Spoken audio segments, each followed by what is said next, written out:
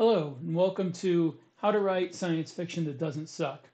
I'm Rick Partlow, and today I wanted to talk about changing up your settings. And by that, I don't mean moving to Wyoming, which I did. My dog's looking out the window at it right now. I don't mean changing up the settings in your books. I'm talking about changing where you write. This has to do with productivity. People ask me a lot about productivity. Um, Now, you may have noticed, by the way, that my old chair is over there, the one that I had last time, and I said, I think I broke it. Well, yeah, I did. Um, the cloth that goes over the back of it goes into these little wedges in the side, and it came out of the wedges and can't get put back in without me gluing it in place, and I got another chair. Um, this one is not as comfortable, but it does force me to have better posture, and it's high enough that it's good for my wrist. So anyway, getting back to that, and that has to do something with what we're talking about. I do not write all day at this desk. Um, I'd like to show you what the desk looks like, but it's just a desk. It's a regular computer desk, pretty big monitor, regular mechanical keyboard, but I can't sit at this chair all day. And sometimes I can get my words out fast enough that it's not a big deal. I'll do it in one morning, but usually I'm writing on and off all day long. And I don't know what your process will look like. I know that for me, um, I write for a clean draft. So you may wind up writing a quick first draft and then revising it. And so you do what they say about turning off your internal censor and just writing everything down real fast and going back and revising it. I don't do that, so it takes me longer to get the words down every day. I usually don't finish up until 11:30 at night, unless like I said, there's sometimes when I get it all done in the morning, but those are not the usual. So since I'm sitting at a keyboard so often, I don't sit from 8 o'clock till 11:30. Don't get me wrong. I spend a couple hours here, and then an hour there, then a couple hours there. Um, break it up by running errands, going to the gym, eating meals. I don't sit around all day and do this because that's not healthy for you, and it would drive me nuts since I do this, all day, every day until I finish the book. So I have to change positions. And what I wind up doing is there's three places in my house that I write. There's this desk in my office. There is our kitchen bar counter, which I have a drafting chair that I sit there with my laptop and I write there. And that's actually where I get my most productive work done because there's really no distractions. The only thing is that it's also the least comfortable place to sit. The drafting chair is not bad, but it's just you're high up and I'm kind of bracing my feet on the ring around the bottom of the drafting chair. After a while, that gets uncomfortable. So I do that when I've got like a deadline coming. I've got to get some real work done fast, but that is my least favorite place to write. But I will do that. And the last place is in my bedroom. I have a cushion back thing with arms that my wife bought me, and sometimes I will go in there and I'll put background music or video on YouTube on the TV and write in there. I get a lot of my work done in there. I got a lot of my work done in here. And as deadlines near, I get work done in the kitchen. Now, the reason it's important to change positions is one, for your body. You can't sit in the same position. Even a chair like this, which is nice, it's called a space chair. It's got the back support. It forces you to sit upright and not slouch. Even with this, eventually it's hard on your body. Um, Even if you only sit in it a couple hours a day, 3 hours a day, it can get pretty hard on your body. So switching out where you sit is important uh, for not getting repetitive motion injuries, for not getting back problems. Uh, for me, the biggest problem I get sitting in one position a long time is my hips get like really stiff. Uh, Maybe you're younger and that won't happen to you, but you know, it's something that can happen from sitting in any chair like this for too long for me. So I move around a lot. Um, if we drive somewhere, sometimes I'll ask my wife to drive in her car, and I'll write in the car. Uh, it's any opportunity I get to switch out where I'm writing, I will take it. There's one place I don't write. I would love to. I'd love to sit outside on the back porch when it's cool and write out there. But it's really bright here. I mean, if we get, maybe someday we'll build an awning over our back porch to keep the sun, direct rays of the sun out. But it's really hard for me to see the screen of a laptop while I'm on the back porch. Um, so that's the dream, though. We're gonna get an awning eventually, and I'm gonna try to do that because it's really pretty out there. It's very nice. Um, I wouldn't do it in the summer, not because it's hot. It's not. It's never that hot here, but because the bugs. There's flies out there in the summer. Uh, they're not really biting flies. They don't bug me. They don't bother me that much, but they do distract me. So I wouldn't do that out there. But if you have a place you can write outside, do that. Switch out where you write. I used to get a lot of writing done when my daughter was in middle school and junior high. I mean, middle school and a freshman and sophomore in high school, when she was at soccer practice and when she was in club teams for soccer, because I would drive out to where they were practicing, let her off there, and I would just sit in the car and write, or I'd go to nearby McDonald's and write and then come back. And I would get lots of writing done that way. Um, Unfortunately, well, I mean, fortunately for her, but sadly for me, our kids are out of the house. I'm an empty nester, and so I have to come up with my own time to write. And you'd think not having any kids in the house, not having an outside job, that it would be so easy to write. But you'll be wrong, because when you have all your time free, you you wind up getting distracted more easily. You don't have you don't have that same sort of sense of urgency that you used to have, which is why I get a lot of my writing done near the end. I mean, I do a 3,000 words a day minimum every day till the book's done. But by the end, if I'm not, if time is pressing on me, then I'll start doing 4,000 words a day, maybe 5,000 sometimes. And that requires, sitting out there in the kitchen with as few distractions as possible and really pounding away at the keyboard. Anyway, the whole purpose of finding new places to write is to keep from getting trapped in a mindset of, like here in the office. I come in the office like, okay, this is work. Work always sucks. This sucks.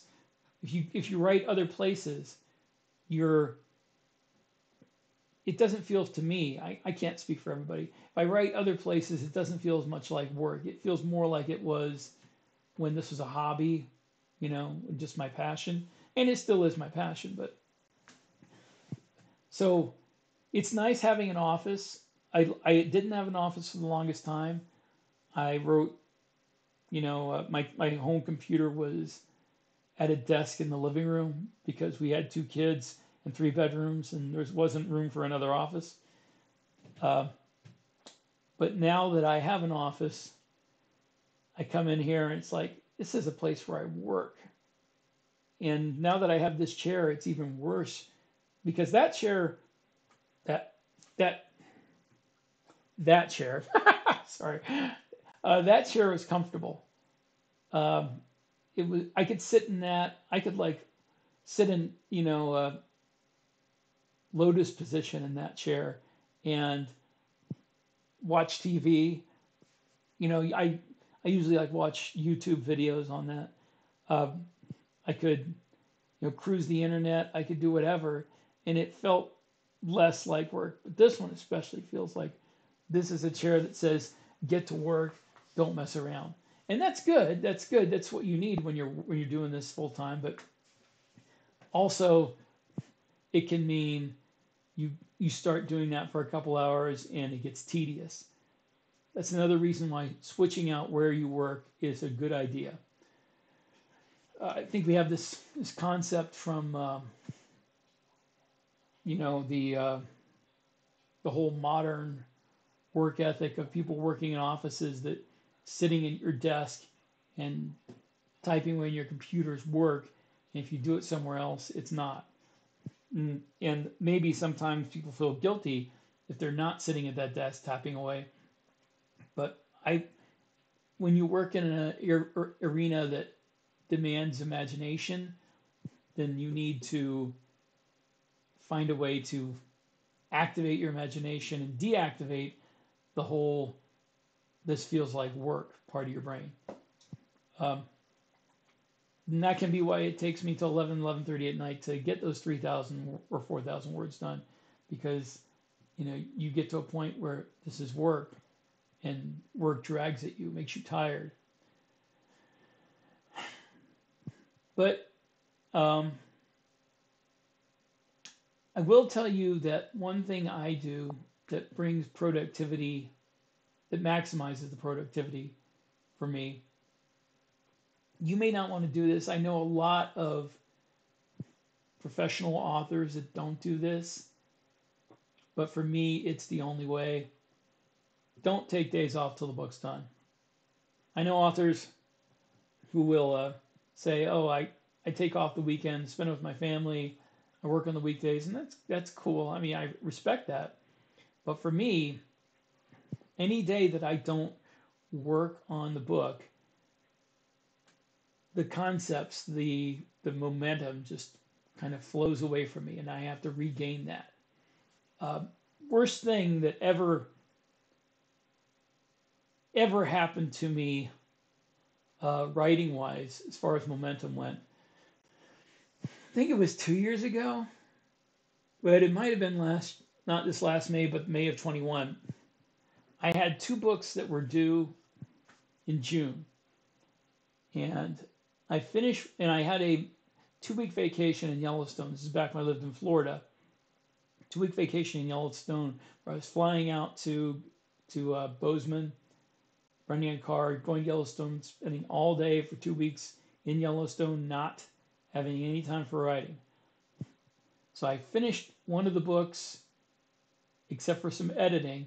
And because I was sick the first couple days that I got there, now, I didn't have COVID, but I had a chest cold that I got from my daughter.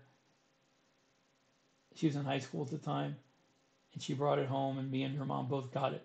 So I flew out there, and I was sick the first 2 days. And the weather was kind of yucky too. So I stayed in a hotel room for 2 days, and I finished that editing. But that was it. After that, I was gone all day long. And that other book that I was working on, just one of the Holy War books, I believe, I stopped writing it for 2 weeks, 2 solid weeks of not working on that book. And when I sat back down at home to try to write that book again, I was like, what do I do now? I'd lost all the threads. I'd lost the momentum. I'd lost the headspace of the characters that I was in. And I never want to put myself in that position again. So I make sure that I write every day.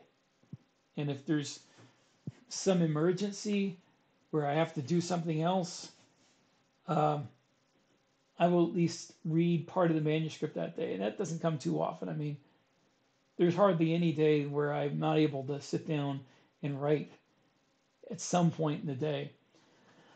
But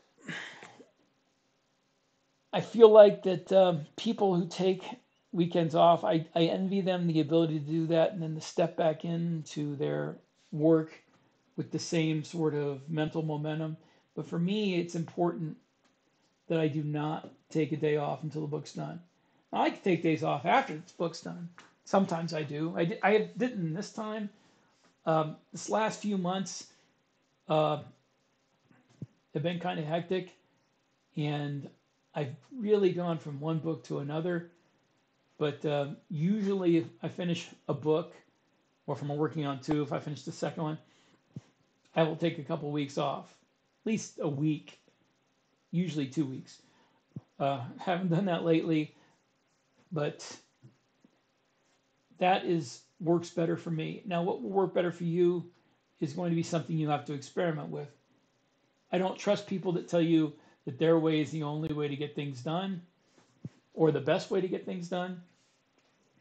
And I can't tell you that my way is going to work for you, but I will tell you it has worked for me. Uh, I'm working on my 58th novel, and at the end of 2016, I had 7. So in 17, 2018, 2019, 2021, little under 6 years, I have written 51 novels, average word count 80 to 90,000 words. So this has worked for me. It's something that has helped me have some pretty good productivity. Um, I'm not the most productive person. Some people may think I am, but there's people out there that write 10,000 words a day and they'll put out 10 books a year, 12 books a year easy. Their books may be shorter than mine. I don't know, but I know Lindsay Baroker. I don't know if she's still doing it, but at one point she was getting 10,000 words a day. And I wish I could do that. I wish that I had that kind of focus. But what I lack in focus, I make up for in persistence. So I write 3,000 words a day, 4,000 words a day, but I do it every single day until the book's done. Um, Now I've tried different methods of productivity, different mixes. There was a time for a period of almost 2 years that I was writing 5,000 words a day in 3 different books. By that I mean, in the morning I would write 2,000 words in one book. Early afternoon I would write 1,000 words in another book, and then evening I would write 2,000 words in a third book. And I wrote 3 books at a time that way for 2 years. One of those years I got out 12 books. So that's doable. That burned me out a little bit after a while because I really was writing all day long. And then when I was getting up, I was starting writing at 7:30 in the morning, working till lunch, eating lunch, writing another 1,000 words until maybe 2 o'clock or 3 o'clock. And then after dinner, writing another 2,000 words until 11 o'clock. So I was working all day long on that. And that was every day for almost 2 years, except for the time I took off between books. That was hard. That was really hard on me mentally. But I was very focused, and I'm glad I got it done because I got some of the best books I've ever written that period. But it's not something I would recommend for anybody for a long period of time unless you have a lot more focus than I do, and it comes easier to you, because that nearly burned me out. At that point, I'm like, maybe I should go back to just writing 2,000 words a day in one book and doing one book at a time. I have slowed down some. I've tried different things since then. I've written 4,000 words a day, 2 in one book, 2 in another. I've written 3,000 words a day in one book and just got it done faster. Right now, I am working on Drop Trooper Book 11. And I have another book also due by the end of the year, the third book in the Gates of Eternity series. And I finished the outline for Drop Trooper Book 11, and I wanted to start writing it. My planned on doing was, after finishing that outline, doing the outline for the other book, Gates of Eternity Book 3, and working on them concurrently. But then I thought, if I do 3,000 or 4,000 words a day on Drop Trooper 11, I can get it done by the end of October, before the end of October. And then I have 2 months to finish Gates of Eternity 3. And that seemed like a more sedate pace to me and would allow me to not feel so rushed. I know it's funny, you feel rushed when you're working on two at the same time and have 3 months to do it. But having 1 month for one and 2 months for the other, for me, feels like a more relaxed pace. And I'm going to give it a try and see if I like it. I can tell already, though, that writing over 2,000 words a day in one book instead of spreading more words over a couple of books is harder mentally to stay focused on that book the whole time. But I'm going to give it a shot for this. There's another method that I've wanted to try that you might consider.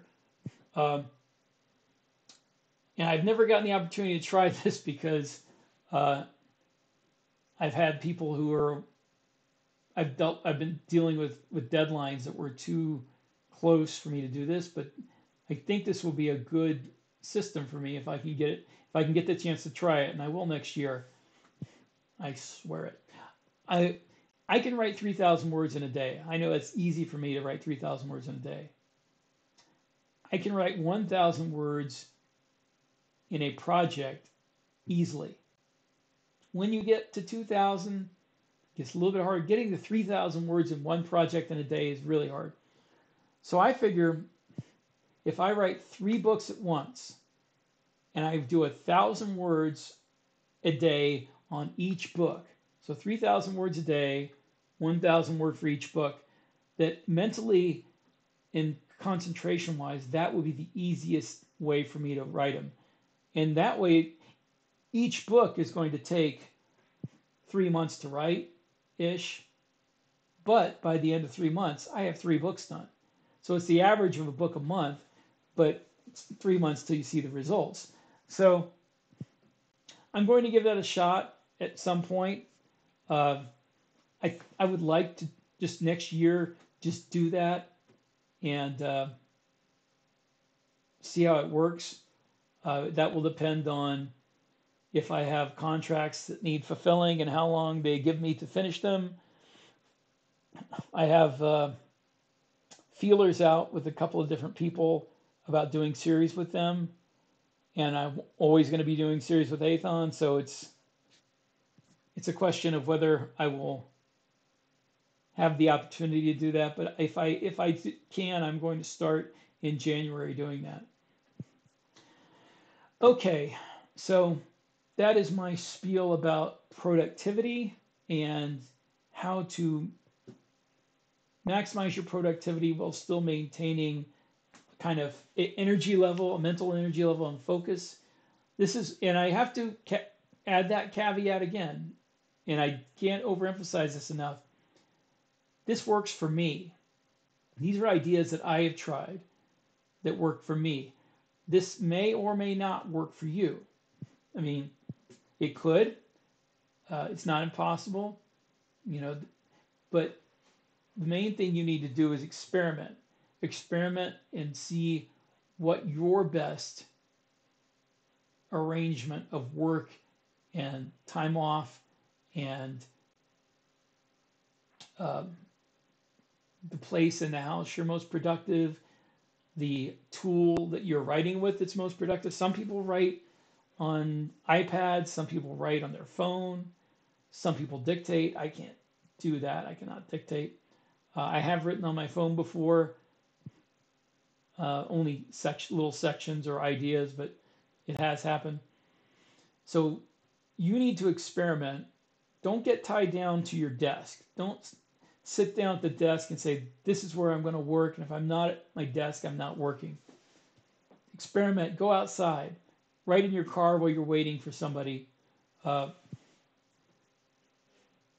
take take your iPad with you and write at the doctor's office while you're in the waiting room. Just experiment with where you can be creative and productive. I have written in the waiting room at the doctor's office. Not my iPad. I have a small laptop I take. I can't write on tablets. I've tried that.